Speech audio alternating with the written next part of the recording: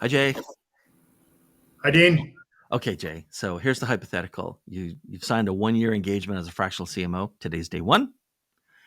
Tell me what you normally go looking for, problem wise, because either you know the problems there and the client doesn't, or the client knows, but like kind of every client has these problems. Tell me what you're kicking off with here on day one, week one, and maybe before that, tell everybody a little bit about you. Sure. I'm Jay Crain. I'm a fractional CMO. I used to own my own companies and then I worked for agencies. Mm, And now I sit on the client side of marketing and sales growth. Usually they're blocked in some way, and I right. help them get upstream from the problem and figure out what product or service or imagination angle gets the company moving in the right direction. All right. These days, that's usually a B2B company, either tech or consulting. So what And problem do you go after first? okay, absolutely. The Whoa. first thing I know,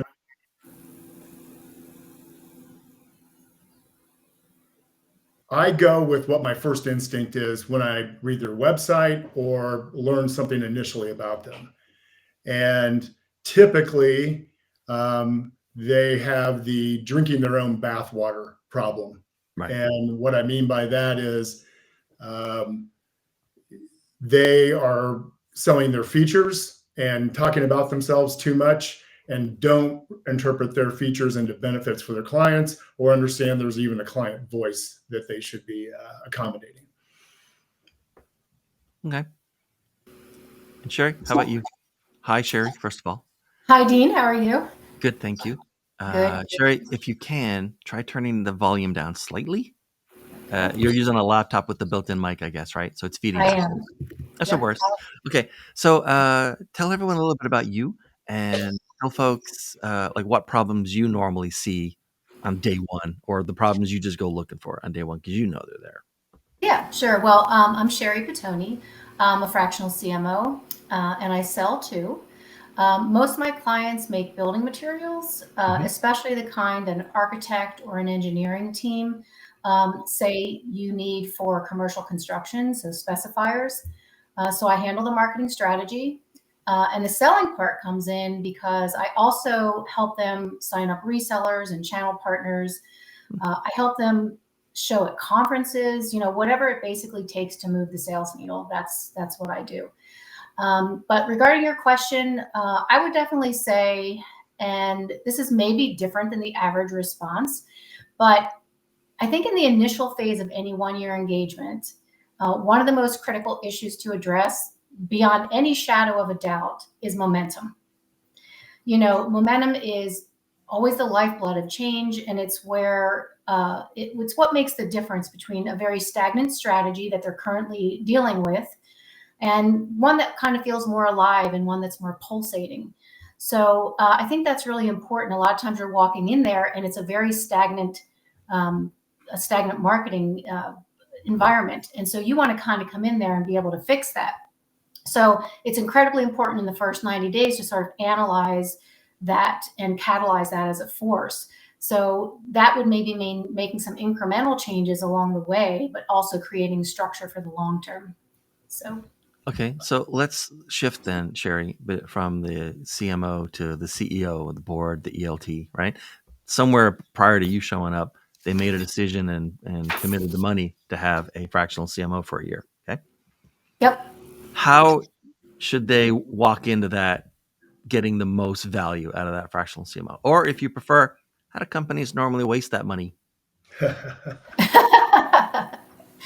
I think it's pivotal for the CEO to be involved from the very beginning. And I think I've heard this on your podcast before, and I think we all experience it as CMOs.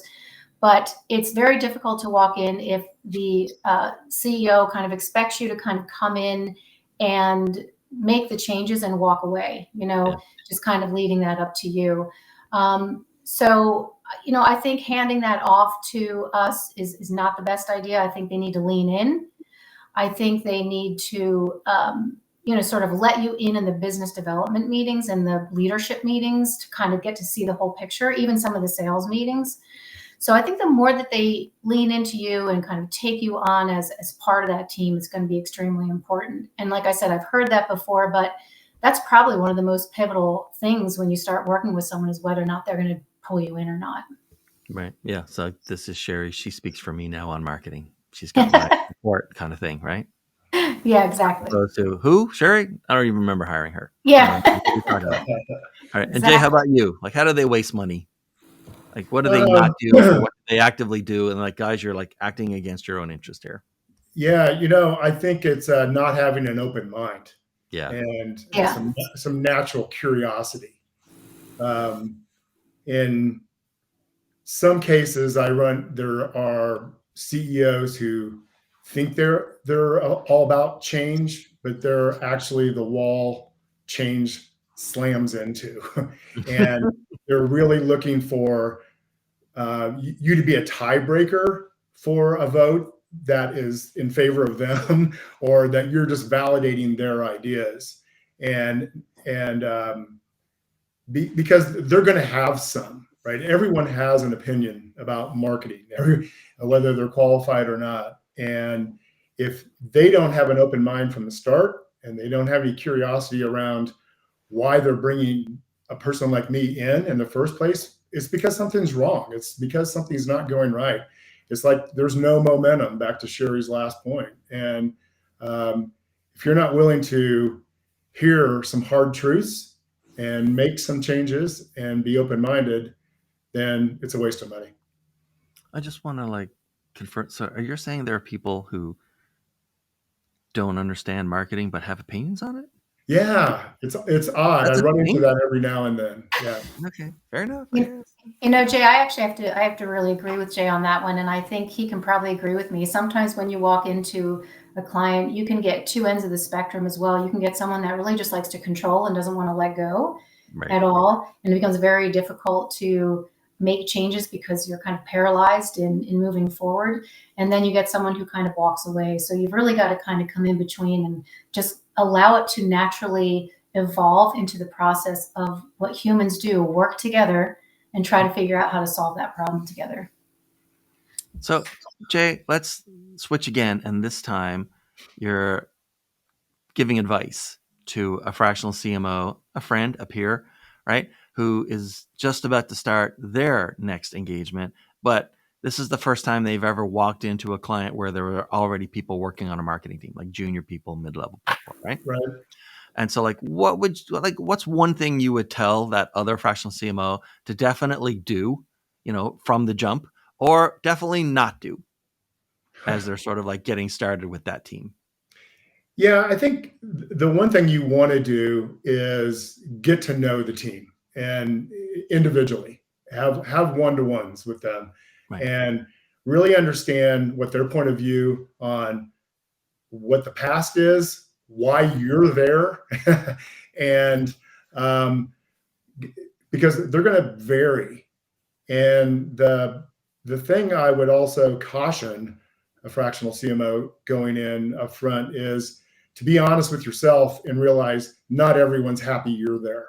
Yeah. You're a threat to some people. You're change to some people. And you need to understand and be honest with yourself up front. Not everybody's here is behind me. And I need to earn that. I need to earn that by doing my homework. I need to earn that by remembering things that they say to me and being consistent. Sheri, what do you think? Yeah, I mean, I kind of echo what he's saying as well. And I just think you need to build rapport with that team and understand that they've been part of that brand story from the very beginning. And I think you have to respect where they are and then massage it and sort of take what you know from them, get that information, and then let them know that you're there to create structure and more of a plan around what they've currently been doing and accountability to determine whether or not we're going to be having profits or not. And just a very warm approach. And again, I always just like to say, treat everybody like a human. You're there together. No one's a threat to each other. And just being able to set that culture and that precedence right from the bat, I think it's really, really important. All right, Sheri. So it's been a long time since any of the three of us were junior marketers, but at least 2 years. And imagine that, like, you're the junior marketer on that marketing team we just talked about, okay? And a fractional CMO just started. Like, how do you get the most out of this change, right? Like, should you be asking for advice? Should you be looking to provide something you weren't providing before? Should you be looking sort of longer term or short term? Like, how do you sort of maximize? What should you think about doing in the first, let's say, month, now that there's finally leadership in marketing? Because maybe before there was only management or nothing, right? Just like tasks. Right? Right. You're the junior person. Like, how do you take advantage of that fractional CMO as a resource? I think being assertive and asking questions. Why are we doing this? What are we doing it for? How can I help? How can I be part of your picture? Respect what they're doing and understand that their experience is there, and be able to insert yourself where you need to see yourself being the most valued. Right. For Jay, what do you sure. think? You're the junior person. How do you extract most of the marrow from that bone, given that they might only be there for a year? What do you want to walk away with? Yeah, I agree with Sheri. I think you've got to want to participate, and that's kind of that seems like a very basic thing to say, but there are a lot of people who are going to stand back, and the Right. inclination is to stand back and go, well, I'm going to see how this plays out before I really get engaged with it. And that's a mistake, because then it starts taking off in a direction and you don't have any say in it, Right. when you probably, when you have been asked up front, what do you think about this? What else can you bring to the table? So get engaged quickly up front, be honest, and that doesn't mean you have to agree with everything. So state your Yeah. case too. State your, Plus, if you huddle in, and wait, you might wait 6 months and like half of that fractional CMO's term is gone. yep. Yeah, And and I instead of think advice that's or true. guidance you wanted, like, you've kind of wasted half the opportunity for it. Yep. Yeah, and I think too, it's not about complying, right? It's about Yeah. it's about them inserting themselves and understanding their own value, and let the CMO see your strengths and point them out to them, and deliver on things that are important to the bigger plan, and be able to see the bigger picture. That's a big piece. Right. One other thing I'll add, Yeah.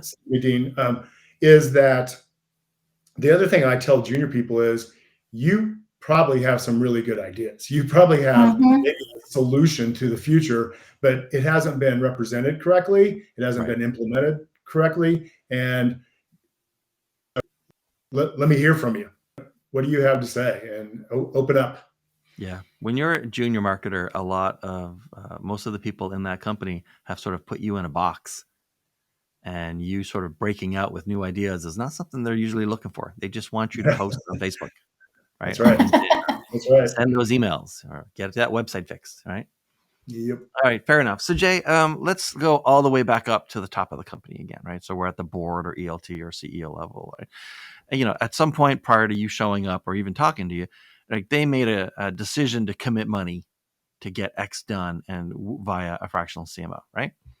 So, do you think most of the companies that hire fractional CMOs, do they look at that 1 year engagement as a sprint, or do they look at it as year one of a marathon? I think the instinct is it's a sprint, Yeah. and that's a mistake, because it's not. They didn't get here from a sprint. They've Yeah. got here through years of a certain direction or way, and that's kind of the first expectation you need to reset. Typically, is that Yeah. this is a marathon, and so having a 30, 60, 90 helps them understand there's a on ramp to this, and there's some things that you're going to see changes to early, but that long term, this is going to take time, and have patience with it. And if I'm here because you want to change next month's sales, Right. then we need to have a different conversation. Yeah.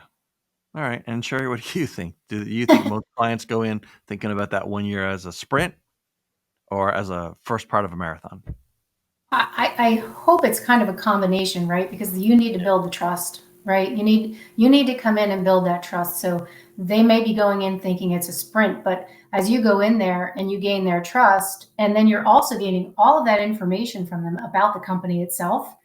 So why would they want to bring someone else again to restart all over again to try to get someone to understand everything that you just gathered about that company, and now you can utilize that information to do a better job?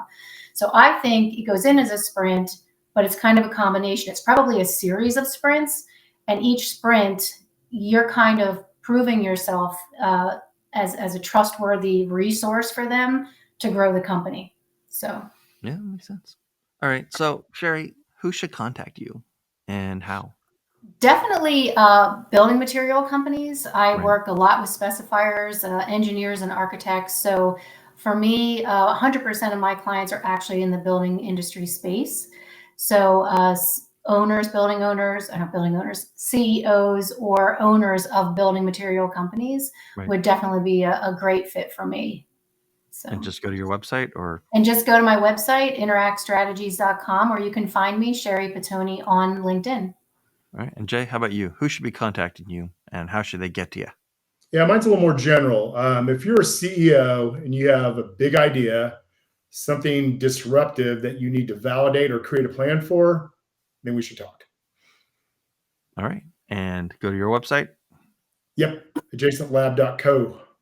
All right. Guys, this is episode 49 of this podcast series. Wow. And so I really appreciate you being here. This has been great. Right? And I always learn a lot. So hopefully everyone else does, but I always learn a lot. And so thanks again for being here. Thanks, Jay. Thanks, Sheri. Thanks for having me, Dean. Appreciate it. Thanks, Dean. Yes, appreciate it. And thanks for watching. And look for episode 50.